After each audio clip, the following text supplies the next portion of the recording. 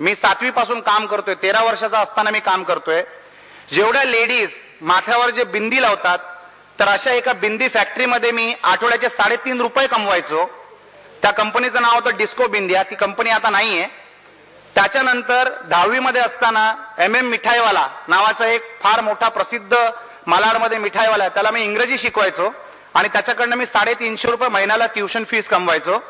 कॉलेजमध्ये असताना कपडे विकणे, कॉस्मेटिक्स विकणे, गोव्याचे पायल चप्पल विकणे, वेंकीस चिकन विकणे, दारोदारी जाऊन विकलेलं आहे.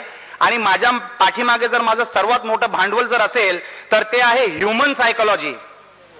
दारोदारी जेव्हा जाऊन मी लोकांकडे कपडे वस्तू विकायचो तेव्हा असे बरेच लोक भेटले ज्यांनी दरवाजे ओपन केले, मला वेलकम केलं, चहा कॉफी दिलं, माझ्याशी संभाषण केलं आणि माझे कस्टमर झाले. आणि असे अनेक लोक होते ज्यांनी तोंडावर दार सुद्धा मारले, पण त्याच्याने मी काही निराश झालो नाही.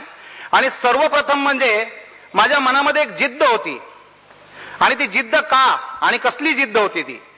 कारण माझ्यासाठी लहानपणे पार्टी म्हणजे काय? पार्टी म्हणजे दहीवाल्याच्या दुकानामध्ये उरलेली दही जी 1/3 कॉस्टला मिळायची, त्या दहीमध्ये साखर घालून शेजारच्या माणसाकडनं 2 तुकडे बर्फाचे घेऊन त्याला मिक्स करून पिणं, ही माझी सर्वात मोठी पार्टी असायची. एवढी आर्थिक दुर्बलता असून देखील माझ्या मनामध्ये एकच विचार असायचा की परिस्थितीला मी चेंज करीन आणि परिस्थितीला मी स्वतःला चेंज करायला देणार नाही.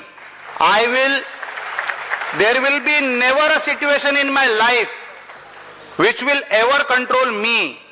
I will always control all the situations in front of me. And I pray to the Almighty Lord that the only situation that will ever control me will be the death. त्याशिवाय कुठचीही परिस्थिती आपण control करायला देणार नाही.